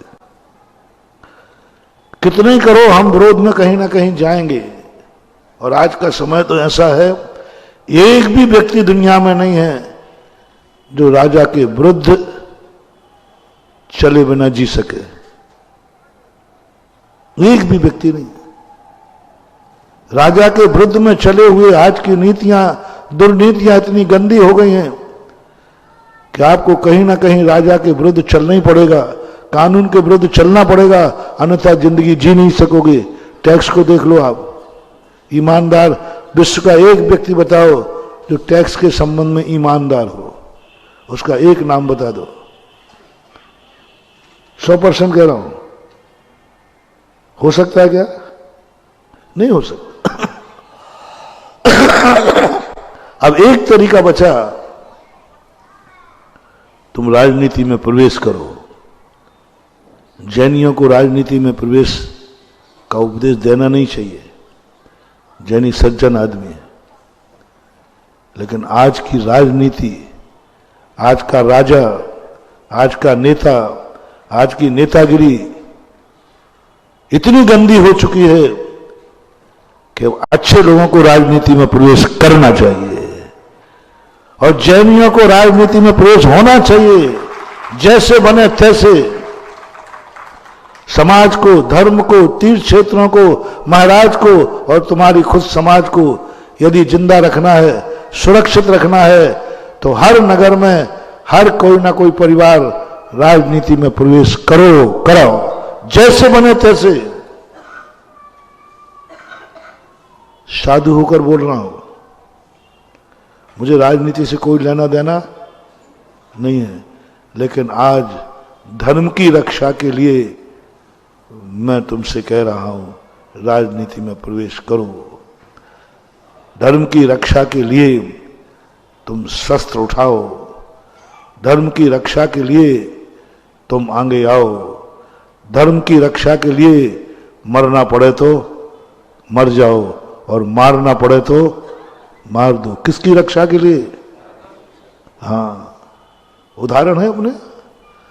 मुनिराज की रक्षा के लिए शेर को मारना पड़ेगा, स्वयं मरना पड़ेगा, उदाहरण दिया है। जियो जीने दो के धर्म में। अब मुनिराज को बचाने का एक ही तरीका है, मुनिराज मरेंगे, शेर ने छलांग लगा दी है। अब एक तो कोई तरीका नहीं, कोई उपदेश नहीं, कोई सज्जनता नहीं, कुछ नहीं बच सकता। मात्र एक ही तरीका है, स्वयं मरो और मार दो तो महाराज बच जाएंगे। 3 व्यक्ति हैं, महाराज, शुकर भक्त और शेर। अब इनमें 2 मरने का भाव करें तो महाराज बचेंगे और दोनों बचने का भाव करें तो महाराज मरेंगे। 2 की बलि 1 का बचाओ, 1 की बलि 2 का बचाओ। 3 है, 2 मरेंगे तो 1 बचेंगे महाराज, और महाराज मरेंगे तो दोनों बच जाएंगे, क्या करना चाहिए? जैन धर्म से पूछ रहा हूं, अहिंसा परमो धर्म से पूछ रहा हूं, आप लोगों से पूछ रहा हूं, मैं भी शामिल हूं, क्या करना चाहिए? दो मरेंगे तो एक महाराज बचेगा, बचने का दोनों का महाराज तीनों बच जाए तो कोई उपाय नहीं है, कोई उपाय नहीं है। दो मरना है, एक महाराज बचेगा, एक महाराज बचेंगे, दो जानवर बचेंगे, दो पशु बचेंगे, तब एक महाराज मरेंगे। एक महाराज को मरने दो, दो पशु बच जाएंगे, और दो पशु को मरने दो, महाराज बच जाएंगे। अब क्या करना है? जल्दी बोलो, अहिंसा के बजाय। मैं क्यों फंसू? तुम्हें भी फंसाऊंगा बेटा, ध्यान रखना। हाँ, मीटिंग में, ये मीटिंग बड़ी अच्छी होती है, कोई गड़बड़ हो जाए तो एक व्यक्ति के माथे ना आवे, साहब मीटिंग में पास हुआ था, बहुत बड़ा सेफ पॉइंट है साहब, मैं अकेला थोड़ी हूं, मीटिंग में पास हुआ था, सब भागीदार है। इसी प्रकार मैं क्यों फंसू? मैं कहूंगा मेरी प्रोफेशन में जितने लोग थे सब भागीदार हैं, सबने हाँ भरी थी। कल के दिन कोई बात हो जाए तो मैं अकेला क्यों फंसू? बोलो क्या करना चाहिए?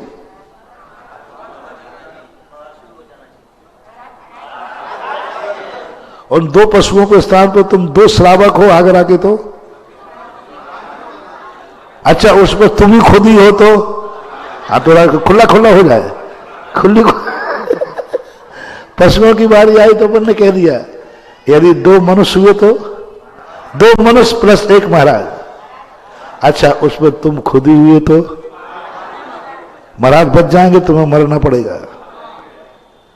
और महाराज मरेंगे तो तुम बच जाओगे, बचना तो है किसी ना किसी को। फैसला क्या करें अपन? प्रस्ताव पास, तो दो को मरना पड़ेगा। बस शुक्र ने कहा मैं मरूंगा और मार डालूंगा, लेकिन महाराज को नहीं मरने दूंगा। ये कौन सी नीति है? आज की राजनीति है। और राजनीति क्यों आई? मरने मारने की बात। शुक्र ने कहा हाँ मैं मरूंगा मार डालूंगा। अरे तुम्हारा सिद्धांत है तो जियो और जीने दो, अपना सिद्धांत क्या है? और आज क्या बोल रहा हूं? मरो और मर जाओ, मरो और मर जाओ। धर्म की रक्षा के लिए कभी कभी ये नारा भी, और शुक्र कौन गया, मैं मरूंगा और मार डालूंगा, और किया उसने, शेर को भी मार डाला और स्वयं भी मर गया। लेकिन महाराज इसी प्रकार आज धर्म की रक्षा के लिए आप समाज को, मैंने 3 दिन प्रवचन दिए हैं रेगुलर, धर्म की रक्षा के लिए, तीर्थों की रक्षा के लिए, मंदिरों की रक्षा के लिए, सज्जनता की रक्षा के लिए। आज के समय में राजनीति में तुम्हें जाना पड़ेगा। गंदी है राजनीति तो गंदी में जाओ, गंदे होना पड़ेगा, हो जाओ। छल कपट करना पड़े करो, मायाचारी करना पड़े करो, हिंसा झूठ बोलना पड़ेगा बोलो। दृष्टि में क्या रखना है? क्या रखना है? धर्म की रक्षा के लिए, राष्ट्र की रक्षा के लिए, धर्म और धर्मात्मा की रक्षा के लिए हमें करना पड़ेगा ये सब। मैं जान रहा हूं राजनीति गंदी है, और अपने भक्त से कह रहा हूं गुरु महाराज आप जानते हो राजनीति कितनी गंदी है? हाँ मैं सब जान रहा हूं। गंदा हो जा, गंदा हो जा। तेरे गंदे हुए बिना धर्म की रक्षा नहीं हो सके। शास्त्रों ने आज्ञा दी मर जा मार डाल, तेरे मरे बिना, उसको मारे बिना मुनिराज नहीं बचेंगे। शास्त्र की आज्ञा है, साथ में उसका नाम आज तक लिखा हुआ है, कलम से लिखा। किसी चीज का उदाहरण देने का अर्थ क्या है? ये वैलिड है। उदाहरण देने का अर्थ क्या है? उदाहरण दे दिया उन्होंने, देखो ऐसे होती है धर्म की रक्षा, ऐसे होती है मुनियों की रक्षा, ऐसे होती है तीर्थों की रक्षा। तीर्थों की रक्षा ऐसे होती है जियो और जीने दो से नहीं।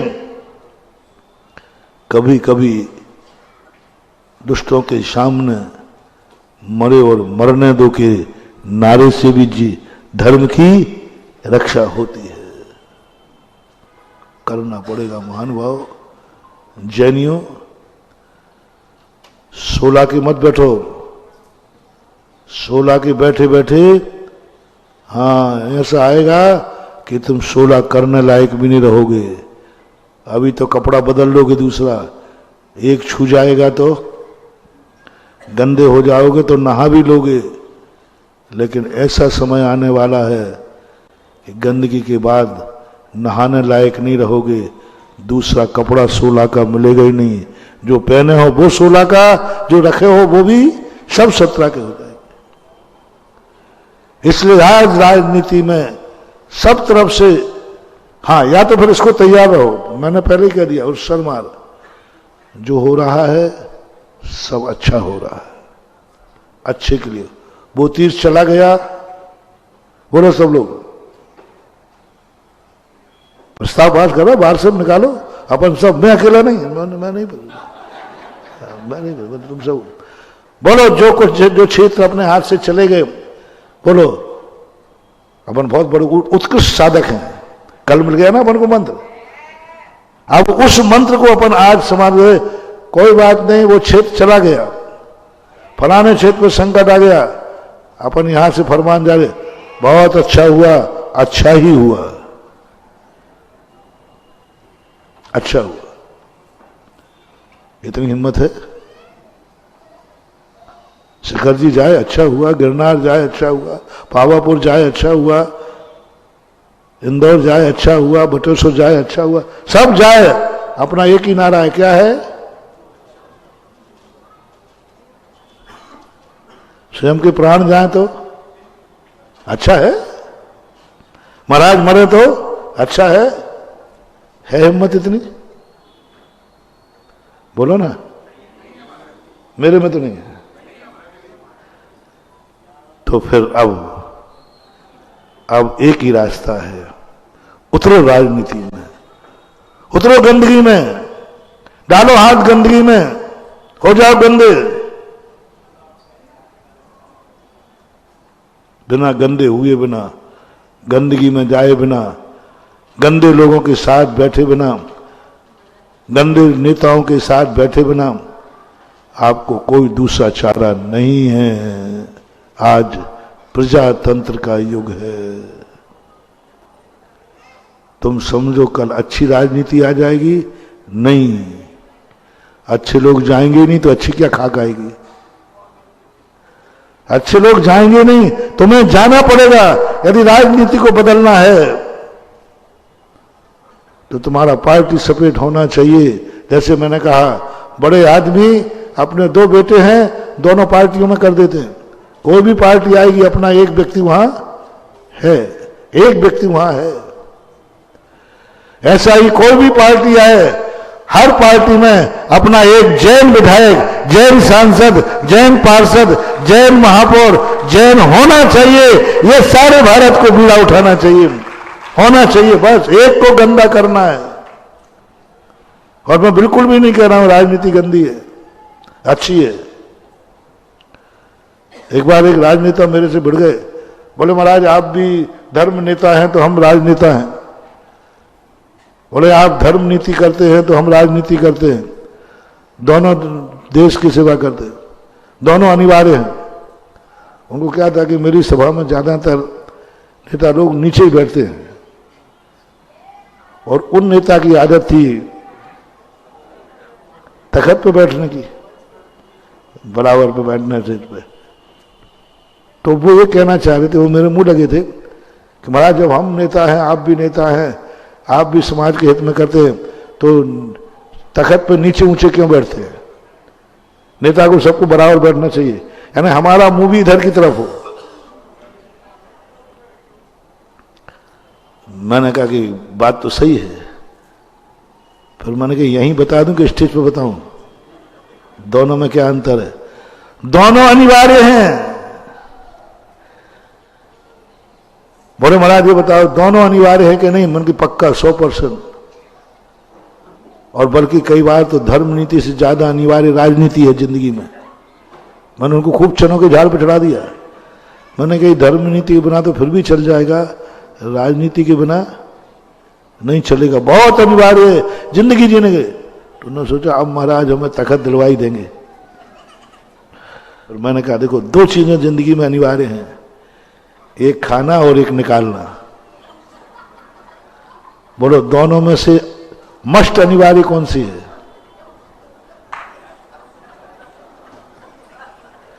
माना ये धर्म नीति भोजन खाने के समान है और राजनीति नीचे से निकालने के समान है। फैसला तुम्हारे हाथ में है, कौन कहां बैठेगा, गंदगी कहां बैठती है, राजनीति धर्म नीति कहां बैठती है। मैं कर्म ठोक लिए, मैंने महाराज को छेड़ के उपद्रव कर लिए।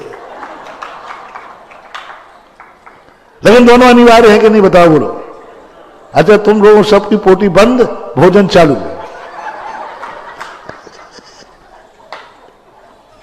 भोजन के बिना फिर भी चल जाता है, लेकिन एक आध घंटे पानी भोजन नहीं मिले तो, लेकिन सुसु आ जाए तो। कल पन्ना लाल जी सुना रहे थे अपना एक संस्मरण, नहीं चल सकता। भोजन पानी के बिना एक दिन 2 दिन 10 दिन निकाल लोगे। अच्छा बोलो अपन अपने 10 लाख क्षण भर में 10 दिन तक बिना खाए पिए रह जाते कि नहीं रह जाते? कौन व्यक्ति है भारत में जो 10 दिन बिना सुसु के रहा हो, बिना पानी के रह गए? कितने लोगों ने उपवास किए। फिर उनसे मैंने पूछा कि भाई सुसु का कहीं जाता तो हूं। मैंने सोचा 10 उपवास वालों को मैंने उनकी व्यवस्था नहीं की थी बाथरूम उनके लिए। मैंने कहा तो उपवास करने वाले वो काय को जाएंगे? अरे महाराज वो तो जाना ही पड़ता है। तो धर्म नीति के बिना चल जाएगा। आज पंचम काल है महानुभाव, नहीं चलेगा राजनीति के बिना। पिछी के बिना फिर भी दुनिया चल जाएगी, शस्त्र के बिना आज दुनिया चलने वाली नहीं है। शुद्धता के बिना तो फिर भी दुनिया चल जाएगी, आज अशुद्धि के बिना दुनिया चलने वाली नहीं है। इसलिए जैन समाज से मेरा कहना है मत देखो गंदगी को। यदि धर्म की रक्षा करना है तो राजनीति में जाओ, प्लानिंग करो, अपने समाज में प्लानिंग करो बैठकर। किसी ना किसी को राजनेता बनाना है। मीटिंग किया, मुनि बनाने की मीटिंग नहीं कर रहा हूं। क्या कह रहा हूं? हर गांव वाले, हर नगर वाले अपने नगर का प्रतिनिधि, गांव वाले हैं तो अपना सरपंच के लिए, गांव वाले हैं तो पंच के लिए, शहर वाले हैं तो पार्षद के लिए, बड़े हैं तो नगर पालिका के जो भी होते हैं, और बड़े हैं तो विधायक के लिए, और बड़े हैं तो सांसद के लिए, और बड़े हैं तो प्रधानमंत्री के लिए, और बड़े हैं तो राष्ट्रपति के लिए। आपको लड़ना है धरती पकड़ जैसा। एक धरती पकड़ नाम का व्यक्ति हुआ है, उसने गिनीज बुक में नाम लिखाया, एक भी चुनाव नहीं जो उसमें नहीं लड़ता हो। जो भी चुनाव निकलेगा फार्म भर देता है, और उसको कभी अपने स्वयं के वोट के अलावा कभी वोट नहीं मिला। और सबसे बड़ा रिकॉर्ड तो यह बना उसका, 5 या 6 चुनाव में उसका खुद का वोट नहीं मिला और खड़ा हुआ है। उससे पूछा भाई तुझे एक वोट तो मिलना चाहिए। बोले मैंने खुद ही नहीं दिया, काय को वोट खराब करे, मैं इस लायक नहीं हूं। वो क्या गजब का वोट निकाला। क्या बोला? मैंने खुद का वोट नहीं दिया क्योंकि मैं इसके लायक हूं ही नहीं, वोट खराब क्यों करूं। तो फिर खड़ा क्यों हुआ? और प्रजातंत्र जिंदा रहना चाहिए, प्रजातंत्र जिंदा रहना चाहिए कि कोई फाइट करने वाला है। आप लोगों से भी कहना है, सफलता की उम्मीद मत करो, कोशिश करो, आवाज लगाओ। आज नहीं सुनी जाएगी, कल सुनी जाएगी। मंगल पांडे ने 100 साल पहले आवाज लगाई थी, 100 साल बाद सुनाई हुई, लेकिन सुनाई हुई आज हम आजाद हो गए। मानस बनाओ, मानस बनाओ। जैन समाज का एक मानस बन गया, हमें राजनीति में नहीं पढ़ना, ये गंदी है, हमें इसमें नहीं पढ़ना, इसमें बहुत राग द्वेष है, बहुत गुंडागिर्दी है, मरना पड़े मारना, कुछ भी करना पड़ता है, मुझे नहीं करना। ये जैनियों की अटेंडेंसी बन गई है। और मैं कह रहा हूं इस अटेंडेंसी को आप निकालो और या फिर वो साधना करो जो हो रहा है। रिपीट करते जाओ बीच बीच में, जो हो रहा है सब अच्छा हो रहा है, जो होगा वह अच्छा होगा। क्षेत्र जा रहा है, बोलते जाओ, अच्छा जा रहा है। फिर ये या तो ये साधना कर लो, और ये साधना नहीं है तो दूसरा मार्ग जो मैं बता रहा हूं तुम्हारे लिए। किस्मत तो अपनी इतनी अच्छी नहीं है कि हमारे जीवन में कोई विपरीतताएं नहीं आएंगी, आएंगे। एक तीसरा जो मार्ग बताया तैयारी का, नीचे से जो हमें गुप्त रूप से जो हमें नीचे से ब्लास्टिंग होना है, बम ब्लास्टिंग छुपा हुआ है। राजनीति को मैंने जमीन नीचे से कहा क्योंकि वो डायरेक्ट बाहर नहीं करते, छुप करके बाहर करते। बम ब्लास्टिंग बाहर होती, हमें पता ही नहीं हो रहा, हम बैठे हम तखत पे बैठे, इसी के नीचे बम रखा है। राजनीति ये कहलाती है। अपन समझेंगे कि व्यक्ति ठीक है और वही धोखा मान कर गया। तो आप नीचे से सुरक्षित होइए। और हर गांव के नांगरे, हर गांव का एक व्यक्ति, हर पार्टी में जैनी पाया जाना चाहिए। हर पार्टी में जहां जैनी है वहां राजनीति में एक जैनी जरूर रहेगा। छोटा गांव है, भली पंच सही, पंचायत में एक जैनी का एक पंच सही। सरपंच मत बनना, नहीं बन पाओ, बहुमत नहीं है, लेकिन पंच जरूर रहेगा। जब भी मीटिंग होगी एक जैनी पंच की वहां उपस्थिति होगी। बस इतना सा मैं देखना चाहता हूं, ज्यादा ख्वाब नहीं है मेरे। इस कार्यक्रम के पुण्यार्जक थे। मैं नहीं कह रहा हूं कि तुम, मैं इतना ही देखना चाहता हूं कि पूरी पंचायत में जैन समाज का एक पंच है, एक पार्षद है, एक विधायक है, एक कुछ भी हो, जो मैं पहले बोल चुका हूं, होना चाहिए। और हर प्रशासनिक बड़ी पोस्ट पर दुनिया में एक पदाधिकारी होना चाहिए। मजिस्ट्रेट, कलेक्टर, एसपी, ठीक है, प्रांत में कहीं सही, एक प्रांत में एक आईएएस आईपीएस ऑफिसर है तो भी हमें गर्व से कहूंगा ये प्रांत अभी खाली नहीं है, एक प्रशासन बैठा हुआ है। एक प्रशासन प्रांत में है, एक प्रशासनिक अधिकारी है, वो भी हमारा बहुत बड़ा संबल, क्योंकि प्रांत में है। तो इन सब चीजों से अपने आप को सुरक्षित करो। ये तीसरी साधना बता रहा हूं। दो साधनाओं में अपन फेल हो गए कि नहीं, अब तीसरी साधना, तीसरे के बाद चौथी मत पूछना। चौथी तो फिर जो होना है सो होगा कुछ। तीसरी साधना राजनीति, कूटनीति, छल कपट छलावे से अपनी सुरक्षा करो। और छल से सुरक्षा करना है, छल से ही होगी। राजनीति से सुरक्षा चाहिए तो राजनीति में जाना होगा, कांटे से कांटा निकालना होगा, अंतर छाई पड़ जाएगी, मवाद पड़ जाएगा, पैर कट जाएगा। कांटे से कांटा निकालना भी सीखो, सीखो। और दूसरी सबसे जो मैंने कहा था ऊपर से, अपना प्रसंग चल रहा था,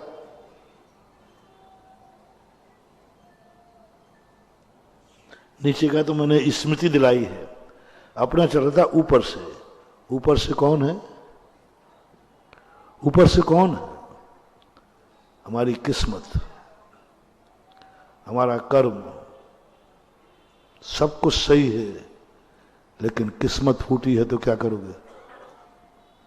सब कुछ सही है, दिमाग अपना सोच बिगड़ गया, क्या करोगे? सब कुछ सही है, मारीच बिगड़ गया, क्या करेगा आदिनाथ? क्या करेगा चक्रवर्ती? ऊपर से, ऊपर के दो अर्थ, एक कर्म, एक सोच, एक लक्ष्य। हमारी खोपड़ी ठीक रहना चाहिए, हमारा दिमाग ठीक रहना चाहिए, हमारी किस्मत ठीक रहना चाहिए।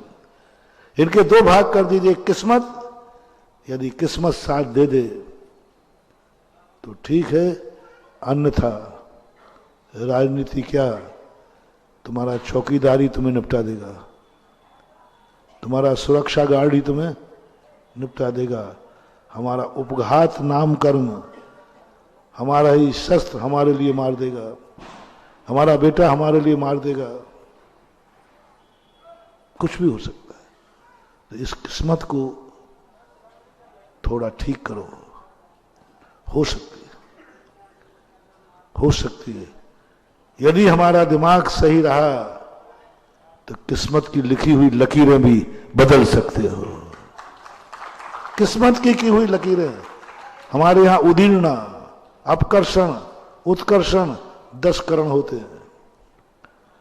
10 करण में नियत को भी बदल देता है 90%। 10% तो नहीं बदल पाएगा। 90% हम अपनी किस्मत को बदल सकते हैं आज। 90% हम किस्मत को आगे पीछे कर सकते हैं। 90% हमारी पाप की किस्मत को पुण्य में बदल सकते हैं। 90%, 10% निकाचित जो है वो नहीं, निधत्त तो बदल देंगे। निकाचित एक कर्म होता है, उसको तो नहीं बदल पाएंगे। 90% हम आज अपनी बुरी किस्मत को अच्छे में बदल सकते हैं। सब तरफ से बुरे हैं।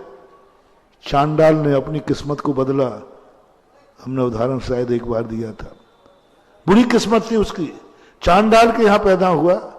धंधा भी क्या था? भोजन, फांसी की चढ़ाना। कबीरा तेरी झोपड़ी गल कटकन के बीच, क्या करेगा तू? तेरी झोपड़ी चारों तरफ से गला काटने वालों के हैं, मांसाहारी, क्या करेगा? निकृष्ट है। पर क्या गजब, उस चांडाल ने नीच बना था, निम्न था। कोई भी उसको छूने वाला नहीं था, कोई भी उच्चासन पर बैठने वाला न बैठाने वाला नहीं था, कोई पूछने वाला नहीं था। लेकिन उसने एक जागृति से, एक धर्म के व्रत से, धर्म के व्रत से किस्मत की सारी अशुभ को शुभ में बदल दिया। देवता कमल पर रह करके बैठालने को आ गए, कमल पर बैठा दिया और जय जयकार कर दी। बोलो ये किस्मत थी या उसका पुरुषार्थ था? बोलो। किस्मत में तो वो था चंडाल, किस्मत में चंडाल था। लेकिन उसने अपना एक दिमाग ठीक किया। एक छोटे से ब्रश से बड़े बड़े उच्च कुलीन वालों को भी वो दशा नहीं मिल पाई, वो पहुंच गई। महानुभाव, हताश मत होना, हताश मत होना। कितना भी बुरा कर्म आ जाए, कितने भी बुरे दिन आ जाए, हिम्मत रखना, सुसाइड मत करना, हिम्मत रखना, आंख में आंसू मत लाना। महाराज मेरी किस्मत बहुत बुरी है, कोई फर्क नहीं पड़ता। थोड़ा दिमाग ठीक रखो, बुरी किस्मत भी अच्छे में बदल जाती है। 30 कोड़ा कोड़ी की साता असाता शाता में बदलने की ताकत है। शाता कभी 30 कोड़ा कोड़ी की नहीं होती, 15 की होती है। असाता 30 कोड़ा कोड़ी सागर की असाता को एक व्यक्ति ने अपने पुरुषार्थ से शाता में बदल दिया। 30 कोड़ा कोड़ी की सत्ता साता की पाई जाती है। कहां से आई? बंदी 15 का है, पुरुषार्थ से। मत समझो कि तुम एक गरीब के पैदा हुए हो। हौसला बुलंद रखो। देश का एक राष्ट्रपति हुए हैं KR नारायण, उनकी वही स्थिति है। समय आपका हो गया। अब अपना कौन से पॉइंट पे चल रहे हैं? तीसरे पॉइंट पे। तीसरा पॉइंट आज अपने पास, दो तो है नहीं, ये तो मैंने कह दिया। तीसरा अपने पास है जो चारों तरफ से हम सुरक्षित होकर के कुंद कुंद भगवान के कहे अनुसार सम्यक दृष्टि बनेंगे, 7 भयों से मुक्त होना है। प्रसंग चला था 7 भयों से मुक्त कैसे हों, तो 2 तरफ से 7 भय से मुक्त होते थे, वो तो अपना हो गया। अब जो तीसरा पुरुषार्थ है, इसमें एक दिन अपन सफल होकर कहेंगे हम चारों तरफ से सुरक्षित हैं और मैं निर्भय हूं, और कुंद कुंद भगवान को नमोस्तु करके और कहेंगे भगवान निर्भय होकर के आ रहा हूं जहां आप हैं। महावीर भगवान की जय।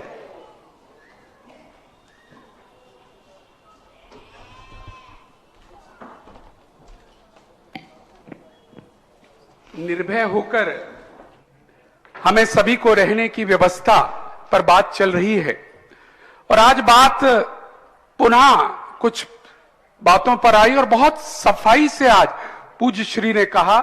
और जो बात आई थी नीचे की सुरक्षा, इस पर पूज्य श्री की बात पर कमेंट भी आया था, लेकिन आज का प्रवचन मुझे लगता है पूरे देश को सुनना चाहिए। खासकर राजनीति हमें क्यों करनी चाहिए, आज क्यों आवश्यकता पड़ गई, पहले जैन समाज क्यों दूर थी और आज क्यों आना चाहिए, इसके उत्तर इस प्रवचन में हमें मिलते हैं। तो हमारा तो अनुरोध है हमारे दर्शकों से कि आप इस प्रवचन को अधिक से अधिक प्रसारित और प्रचारित कीजिएगा, जिससे लोगों को आवश्यकता महसूस हो। जो बात पूज्य श्री हमारी कई दिनों से लगभग इस पूरे चातुर्मास में इस बात को कहते आए हैं, और इसका प्रभाव भी पड़ रहा है। मध्य प्रदेश और राजस्थान के चुनावों में इस बार जैन समाज ने एकता दिखाई है। पूज्य श्री ने झांसी से लेकर अब तक एक ही बात कहते रहे, बस एकता बना लो, एकता बनाकर आगे बढ़ो, आगे सब होगा। और जैन समाज ने इस विषय पर काफी अपना रुख ठीक किया है, और यही हमें हर राज्य में करना है। हम अलग थलग ना हो जाएं, अपने अपने राजनीतिक प्रकोष्ठ बनाएं, और राजनीतिक प्रकोष्ठ बनाकर हम सब उसमें अपनी गतिविधियां रखें, जिससे हमारा कहीं ना कहीं भाग जाए, एक अंश जाए। जिससे पहले समापन की ओर बढ़े, आप सबको बता दें 13 नवंबर की दीपावली है, और दीपावली के अवसर यहां पर एक भव्य कार्यक्रम का आयोजन किया गया है। प्रातः 6:30 बजे से यहां पर भगवान महावीर का निर्वाण महोत्सव मनाया जाने वाला है। सभी से अनुरोध है, प्रातः 6:30 बजे सब यहां पर आकर अभिषेक पूजन आदि की क्रियाएं करेंगे, और लगभग ठीक 8 बजे के आसपास यहां पर भगवान महावीर का 2550वां वर्ष का प्रारंभ होने के वर्ष का निर्वाण लाड़ू चढ़ाया जाएगा। और उस निर्वाण लाड़ू के लिए प्रथम लाड़ू जो 250.50 kg का लाड़ू है, विशेष लाड़ू है। कौन सौभाग्यशाली होगा वो बोलियों से तय करेंगे, या कोई बड़ी राशि फिक्स होकर आ जाती है तो वह भी की जा सकती है। इसके अलावा मात्र 24 लाड़ू 25,550 रुपए के रखे गए हैं, जो 25 लगभग 25.50 किलो के हैं। वो अपने आपने अवश्य लिखा लिए होंगे। हमारे काफी साथियों ने यहाँ लिखा दिए हैं, फिर भी ना लिखाए हों लिखा दीजिएगा, कुछ ही उसमें शेष हैं। इसके अलावा सभी के लिए मौका दिया जा रहा है कि कुछ विशेष लाड़ू आपको भी चढ़ाने का मौका मिले। तो 2 किलो 50 ग्राम, क्योंकि 2550वां वर्ष प्रारंभ हो रहा है, तो उसमें ये फिगर रखी गई है, और 2550 रुपए की राशि मात्र में आप वो लाड़ू भी ले सकते हैं। उन लाड़ुओं में भी नाम हमारे आने लगे हैं हमारे पोस्टर्स में, और जो भी हमारा प्रचार सामग्री चल रही है उसमें एक हेल्पलाइन नंबर आ रहा है। उस हेल्पलाइन नंबर पर आप अपने अपने लाड़ू बुक करा सकते हैं, या यहाँ कार्यालय में आकर बुक करा सकते हैं। और आपको ठीक 6:30 बजे 13 तारीख को आना होगा। जिन लोगों ने मंगल कलश लिए हैं, चातुर्मास कलश लिए हैं, उन सब से अनुरोध है, कृपया 13 नवंबर को आप वो अपने चातुर्मास के कलश यहां से निष्ठापना के बाद लेकर जाएंगे लगभग 10 बजे के बाद, और अपने अपने घरों में रखकर दीपावली की पूजन, जैसे पूज्य श्री बराबर बता रहे हैं, आप देख रहे होंगे जिज्ञासा समाधान में सारी पूजन विधि बताई गई है। इसके अलावा PDF फाइल भी पूरे सब जगह फैलाई गई है, वो आप पढ़िएगा और उस पीडीएफ फाइल के अनुसार घर में आनंद से पूजा करिए। आज धन्य तेरस है, धन्य तेरस की पूजन भी आपको भेजी गई है। अगर आपने कर ली हो तो ठीक है, नहीं तो घर पर भी आप उस पूजन को करिए। सोचिएगा भगवान ने योग धारण कर, आनंद की अनुभूति कीजिएगा, भगवान को योग धारण हो गया है, देखिएगा और महसूस कीजिएगा। और अब बस भगवान को 44 घंटे बाद, 48 घंटे के बाद अब निर्वाण होने वाला है और हमारे घर में ज्योति प्रज्वलित हो गई है, हमारे घर में अनुष्ठान प्रारंभ हो गया। भावना भाइएगा और जीवंत कीजिएगा इस दीपावली को। गुरुदेव रोज समझा रहे हैं, उस समझाने को बस हमें समझना है। आइए अब इसी के साथ आज के इस कार्यक्रम को समापन की ओर ले जाते हुए अर्घ अर्पण करेंगे। सबसे पहले आचार्य श्री का अर्घ अर्पण करेंगे। भावों की निर्मल सरिता में अवगाहन करने आया हूँ, मेरा सारा दुख दर्द हरो यह अर्घ भेंटने लाया हूँ। हे तपो मूर्ति हे आराधक, हे योगीश्वर हे महासंत, यह अरुण कामना देख सके युग युग तक आगामी बसंत। और नम से 108 आचार्य श्री विद्यासागर जी मुनिंद्राय अनर्थ प्राप्ताय घन्यव पामीति स्वाहा। पूज्य गुरुदेव का अर्घ्य चढ़ाएंगे सभी लोग मिलकर। हे सुधा सागर दयालु मुझको जीवन दान दो, सर उठाकर चल सकूं ऐसा मुझे सद्ज्ञान दो, आ सकूं तेरे निकट ऐसा सरल सोपान दो, शीघ्र तर जाओ बहुदद यह मुझे वरदान दो, नाम ही जपता रहो जीवन तराने के लिए, भेंट मैं कुछ भी नहीं लाया चढ़ाने के लिए, भेंट मैं कुछ भी नहीं लाया चढ़ाने के लिए। ओम श्री समीति स्वाहा। एक सूचना और सुन लीजिएगा, तत्वार सूत्र लेखन प्रतियोगिता में जिन लोगों ने भी अपने लेख तत्वार सूत्र लिखकर दिए थे, उन सब ने अपने अगर पुरस्कार ले लिए, ठीक है, नहीं लिए हो तो आज अंतिम दिन है। कृपया अपना तत्वार सूत्र लेखन की पुस्तिका और पुरस्कार कॉन्सोलेशन का जो भी है वो आप अवश्य आज उठा लें। इसके बाद अगर आप आएंगे आज के बाद तो कल से कोई सुनवाई नहीं होगी। इस कार्यक्रम के पुण्यार्जक थे